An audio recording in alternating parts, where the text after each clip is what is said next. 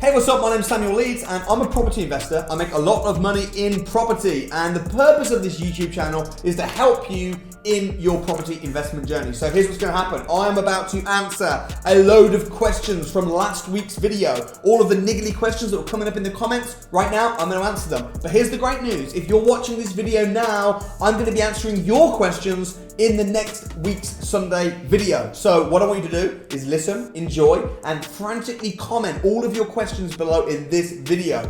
Also, please don't forget to smash that like button. And if you're not already subscribed to the channel, turn on the subscribe button, turn on the notification button below, because I might answer your question next week and you wouldn't even know because you weren't subscribed. So subscribe, turn the notification bell on, and let's see what we've got. So Robert, son of Adam, says, is there any way of getting rid of ground rent or overpriced service charges? They are crippling some of the great potential return on investments. If you're buying an apartment, you are only a leaseholder. You don't hold the freehold, which means that you don't own the land. You just own part of it. You just own the actual flat itself. So you will have to pay ground rent and service charges because someone's ultimately got to pay for the gardening, for the maintenance of the building. Someone's got to pay for the elevator, the lift, if there's one in there. So you have no control over that as a leaseholder. So you can't really get around it. The only way you have control over what that amount is if there's like a board, committee board.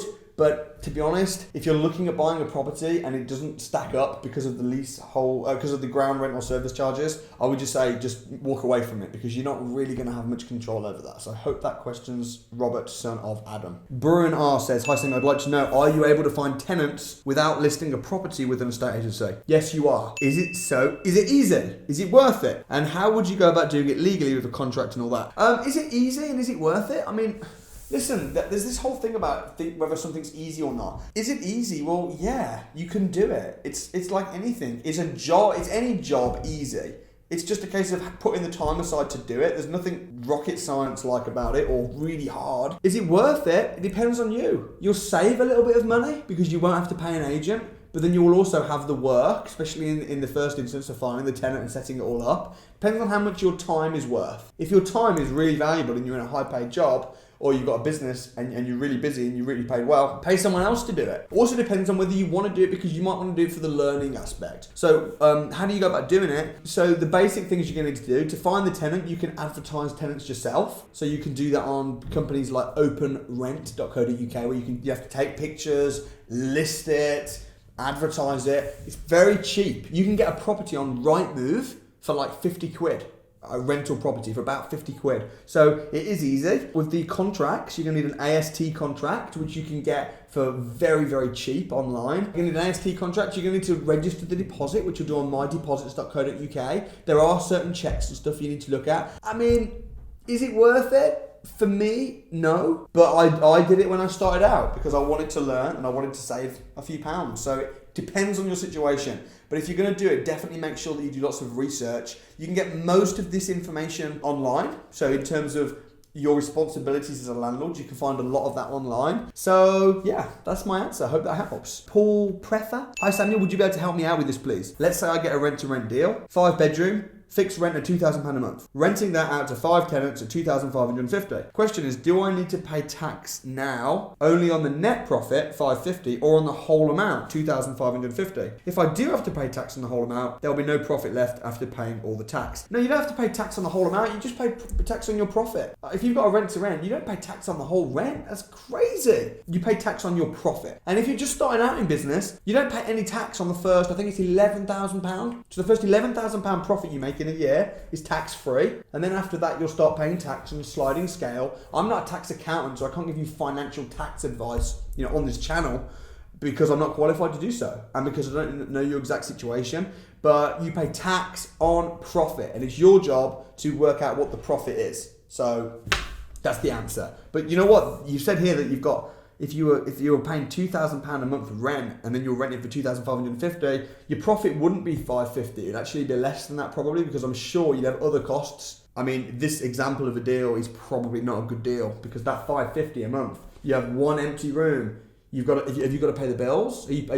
You're going to have some expenses, so you want to see much more cushion than that. But you're only going to pay tax on profit. Iftikhar Hussain, when do you need to produce a business plan? When getting into property? Would it be after 2 properties? I'm asking this because after 3 houses, I'd like to stop working and make property my main business. I think you need a business plan right away, personally. Because if you're just buying one house and it's just that you're an accidental landlord, no, you don't need a business plan. If you're serious about property, if you're serious about being a business person, an entrepreneur, I would say you need a business plan.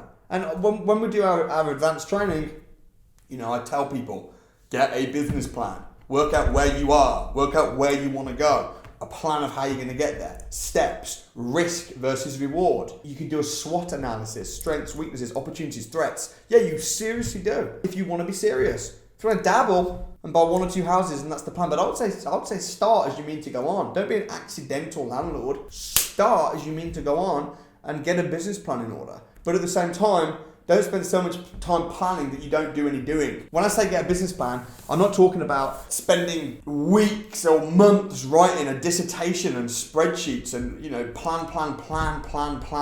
plan. You got to plan, do, review, and repeat that. So that's my answer. Aaron Hunt. So question, within deal packaging, what happens if no investors on your email list are interested in the property? Are you then responsible for letting the agent know you are no longer able to purchase the property? And does this involve losing any money? You're a massive inspiration. Thanks for all the help. Thank you. Okay, here's how you want to do this. And this is something that we do teach on our training. I'd recommend getting down to the training. I'll leave a link for the Property Investors Crash Course below. It's free. It's 2 days. I'll be there, so just book on, serious. If you put an offer on a house and the agent says offer accepted, and then you try and sell the house but you can't, it's very awkward having to then go back to the agent and say, sorry, I'm gonna have to pull out. Will you lose any money? You're not gonna lose money, no, but you will damage your reputation and you will damage the reputation of deal sources as a whole, so it's not good. So what I usually do to get around this is, rather than putting forward a formal offer, and then waiting for the offer to be accepted and then selling the deal, is I'll have a property and I'll put in a bit of a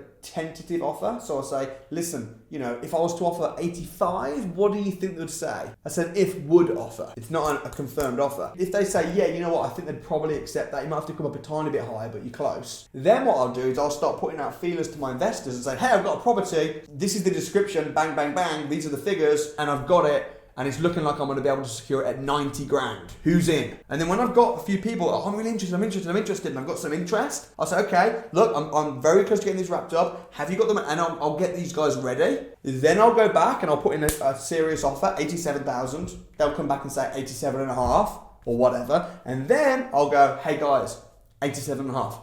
Who's first? If you play your cards right and you juggle between the two, and although that sounds like a lot of effort, when you get good at this, and you only have to do this the first few times, because when you have a list of really hot investors, you just know exactly what they want. So you only have to do this in the early stages when you're starting out, or co-deal source, let someone else sell the deal for you and go 50-50 on the profits. But it's worth it, because the average deal sells for about £2,000 or £3,000. You do that once a month and you've replaced an average income. So people might think, oh, that sounds so hard. Yeah, but you do it once a month and then you take the rest of the month off if you want. I hope that helps. All right, Dan, Told Child Lifestyle. If I remortgage a property, the rent I'm gaining will be the same as the mortgage after refinance. What should I do? Sell, don't refinance. Because if a property is not making any money, then it's not an asset. And we call this washing its face. So if it's losing money, it's a liability. If it's making money, it's an asset. If it's just breaking even, it's washing its face. I wouldn't refinance it and then let it wash its face. I would sell it, personally, and then reinvest the money into something that is an asset. That's my general advice, but I'd need to look into the specifics. So don't make a decision just off of that, because I don't know much, but that's my general strategy. Hi Samuel, is it smart to invest in real estate in a third world country, or should I move to another country like the USA, UK, or even Germany? That's a great question. And I haven't invested in like a developing country, but I mean, I've been tempted. Because I travel a lot, and I've seen people and met people that have made crazy money. I think if you play your cards right, if there's a country that's just developing, and at the moment it's third world. I don't think that's politically correct to say that. I'm not sure, but what I'll say is this: invest in where you know. My strategies that I teach work pretty much globally. I mean, at least 80-90% of what I teach works across the board. You can apply it into your country. However, I only invest in the UK. And the reason I only invest in the UK is because I know the UK really well, like the back of my hand. It's a small island. I get it. If I start investing overseas, where the laws are slightly different, I don't know the areas at all, it just makes it, if I was going to do that, I'd probably really research the country or the area first. But yeah, I mean, you can make money. I've met people that make a lot of money in developing countries. So if that's where you're from and you know the area, go for it. But the world's your oyster, my friend. Fanny says, entrepreneurs, are they made or born? Both. If you want to be a great entrepreneur and become like a multi-millionaire, you probably have to have the natural fire and burn and the training, i.e. the making. You need both. If you want to be a property entrepreneur and become financially free, even if you're not born, I believe, because I see it all the time on Winners Wednesday and my students, I believe I can help train people to become an entrepreneur where they become financially free. They become decent entrepreneurs and make a good living. I don't think they're born. I think you can do that. Or if you're born an entrepreneur but you have no training, but you have a natural flair, you could probably become okay, reasonably successful. But if you want to be great, you need to be natural and you need to be made. And if you're not naturally an entrepreneur, if you're a bit of a reserved person and you're not really, with training, I 100% believe that you can become successful. Can anyone become a multi-millionaire, even if they're not born with the natural flair and the natural fire in their belly? Maybe not. Okay, last question.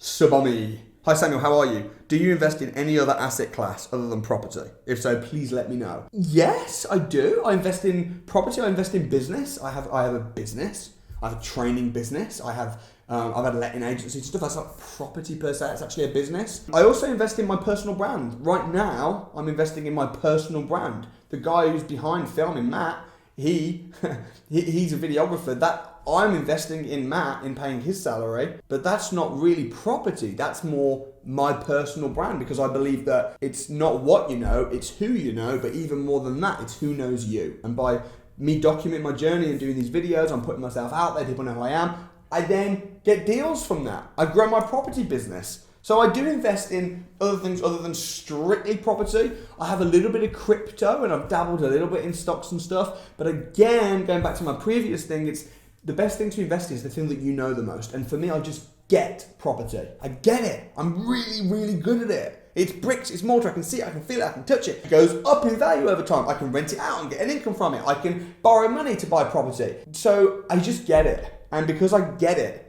that's why I invest in it. And I do think that property is one of the best investments besides yourself. So me investing in my personal brand, me investing in my education, investing in me is the best investment. And then me investing in property and me investing in business and brand. And that is what I invest in. Invest in what you know. But if you look on the Sunday Times Rich list, most of them are in property. And that's why I think property is also just great. So that's a wrap. Comment your questions in below. If I didn't answer your question, comment it below. Thank you so much for watching. Please do subscribe because I know so many people watch the videos and they're not even subscribed. So subscribe, turn the notification bell on, smash the like button. I look forward to seeing you next time. Thank you so much.